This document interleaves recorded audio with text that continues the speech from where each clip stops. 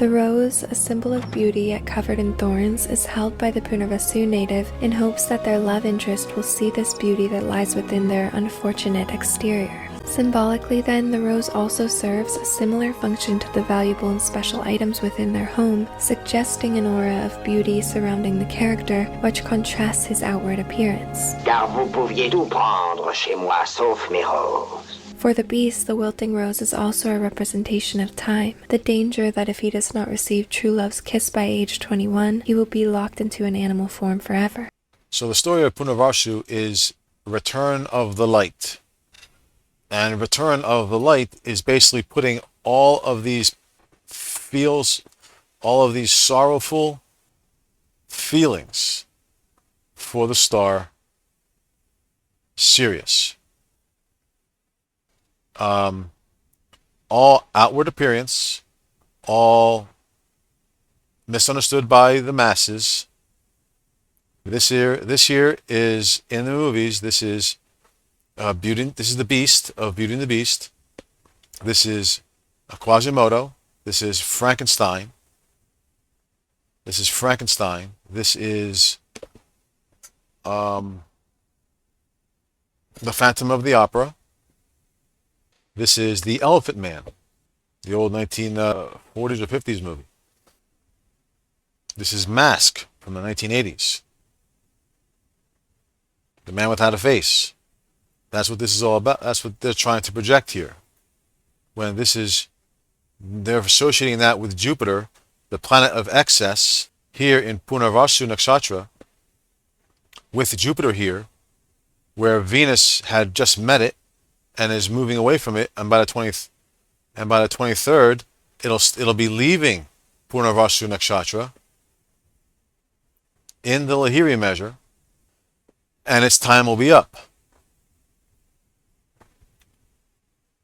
Just as the Mercury point happens at 5:06 in the morning over New Madrid.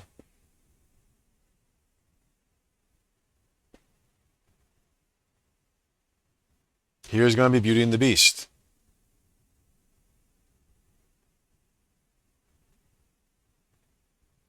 This is a story that goes back far and far, very far. Jupiter is the planet of excess that now there's only, without the rose, there's only one thing that'll tame it. And this is in Vedic astrology. The story is the only planet that can tame Jupiter, which Claire Nakti will describe now in this Punarvasu, the same Punarvasu video. The only cure that Jupiter is going to have without the rose is going to be. I've many times explored the following. Jupiter is the husband amongst the planets, traditionally healed by his wife, the cremation fire goddess Tara, who is the Ketu avatar of Vishnu, and whose bija stream literally means woman. Tara, who denotes the access to the force of the feminine to drain, grow, and transform excess energy, is the healer to the cosmic husband's peril. Everything I possess is yours. Exprimez au moindre caprice. So it's essentially chanting women, women, women, which heals Jupiter because it needs someone who it loves, who loves and accepts its love in return for its abundant energy. The emphasis on this test is stronger for men in these tales, as Jupiter is traditionally a masculine planet, relating to this crucial task of finding a concentrated defined outlet and vessel for one's overflow. There's nothing more mean and ugly in this world than to have a beautiful gift. A loving spirit, and a desire to give and share these things when there is nobody to share them with. So what she's saying is the energy of Punarvasu, which is the excess, which is the light, the return of the light, the return of the brightest light in the sky, is the only thing that can tame it, is the eighth house. Is the eighth house, which is the house of Scorpio. The exaltation of Ketu, which on this day, August 23rd, is going to be in Aquarius. Fixed air. Established rules of the zodiac. ruler of the zodiac. It's going to be here in Aquarius, with Rahu and Ketu opposite of each other. Rahu is going to be in the house of Ketu. So this moment's Rahu is going to be in Ketu's exaltation point, and this person's Ketu is going to be at Ketu's debilitation. And what this is like the balance of a Libra ascendant personality, where their second house, they're receiving Scorpio energy, where in their sixth house they're receiving Pisces energy. They're receiving the opposite spectrum of everything. So it's a completely balanced. So they have to see the world in a balanced way. They're born always on the fence, and they have to see both sides, feel both sides before they can feel confident on that wall of the middle path, that straight line. That's the energy happening here.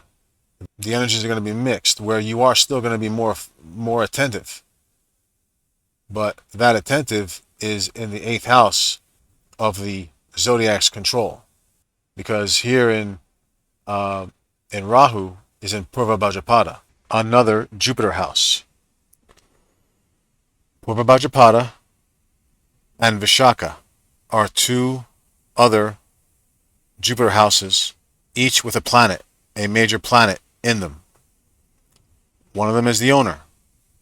Venus is just leaving of Punarvasu.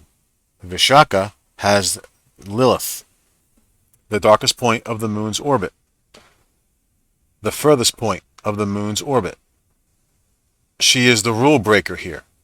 And then over here you have Rahu, which is the attention grabber, which is you looking at yourself in the mirror, you seeing the surface area. This is you staring at your reality, and looking at yourself is always an emergency, because you want to know how you look. And you're in the nakshatra of the two-face coming together, the two sides of the handsome and the ugly part of you coming together. This is the contract between you and the devil, wanting to know, are you going to finish this tale and leave out, or are you going to come back in and do this all over again? This is the final test of reality right here. Rahu in Purva Bhajapada, the final test of reality, which is exactly 144 degrees away from the Mercury point, which means it's going to be the energy of the culmination of the eclipse that happened in Pisces on the spring equinox, is now going to be in the 8th house. The release of here on March 20th, you have here the Mercury and Venus conjunction, 13 degrees, 10 degrees and 13 degrees of Pisces with the Sun. So that now on August 23rd, Venus and Mercury are still together in Cancer, in rushing water, in cardinal water, pushing water. And in this, sacrifices are going to have to be made. This is the sacrificial altar.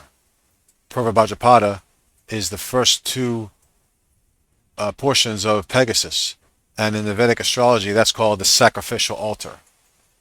The fire serpent, which means energy, which means impulsed energy coming from inside of you, not passive. Here it's passive. Here it's aggressive, which means aggressive energy. Here it's passive. Here is the water dragon. Here it's passive. Here is the fire dragon. Here it's aggressive. Sirius is going to be at in the 12th house. This is going to be 1, 2, 3, 4, 5, 6, 7, 8, 9th house away, the house of religion, with Rahu here, culminating the energy of the spring equinox eclipse that happened on March 20th in Pisces, or the planetary alignment of 6 planets, where Saturn had not gotten into Pisces yet. It's going to be in the 9th house of Sirius, but the 8th house of the experience, which means it's going to be the release. It's going to be the escape of the energy right here. And this is the Venus point. Right here is the Venus star point. This is the 100, and it's going to be exactly 144 degrees away from Rahu. That's what this light blue line means. 144 degrees away. Perfect.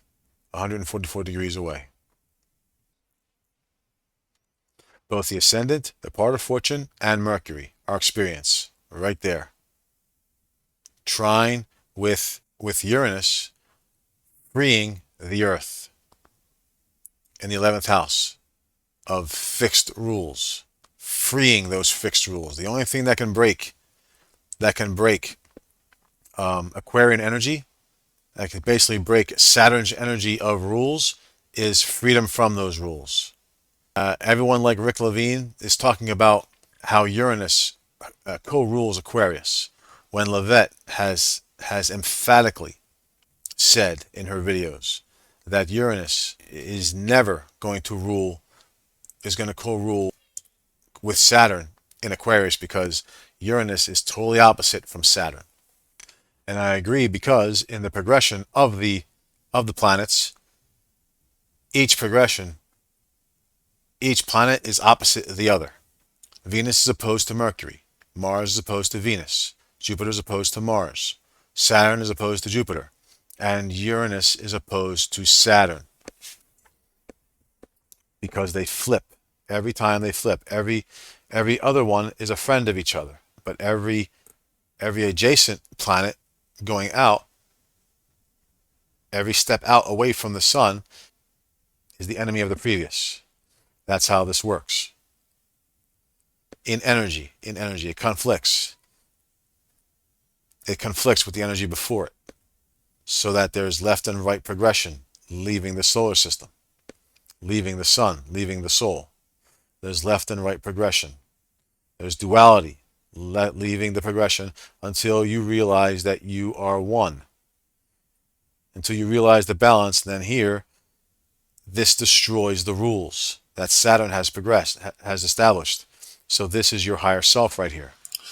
But you can't access it until you solve the karmas that Saturn, the vibration of Saturn, controls for us all. That's the trick. It's not Saturn controlling. Saturn is only the indicator of those controls. In a sense, all these planets are messengers. They're indicators of what's inside of you. It's the fine-tuning of how you were born. And Saturn only indicates that fine-tuning. You can't blame him for that. It is your higher self once you realize what Rahu and Ketu are. Here, you're struggling to understand them, because this is the framework of Saturn. This wheel is the framework of Saturn, because it is fixed air. It is the framework of the air, the rules of the air. Once you break those rules, then you go into Uranus, which is the Greek word for sky. When the Greeks were grounded people, their break from the ground is the sky. The break of the wheel is the Uranus chakra, which is theoretically possible, which a higher being would have. That's theoretical, of course. Because after karmas, you won't need any more chakras, because chakras are connected to the body. But the energy, but this is symbolic of that. This holds no karma. Uranus, Neptune, and Pluto hold no karmas. All karmas are held by Saturn and all planets inward towards the sun. So the Uranus chakra is a misnomer, but the Uranus energy instead.